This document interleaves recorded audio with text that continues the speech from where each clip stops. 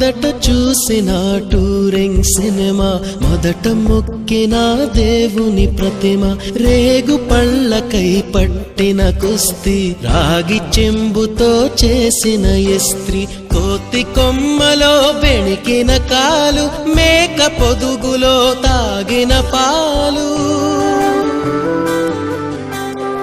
దొంగ చాటుగా కాల్చిన బీడి, సుబ్బుగాడిపై చెప్పిన చాడి, మోట బావిలో మిత్రుని మరణం, ఏకధాటిగా ఏడ్చిన తరుణం గుర్తుకొస్తున్నాయి, గుర్తుకొస్తున్నాయి.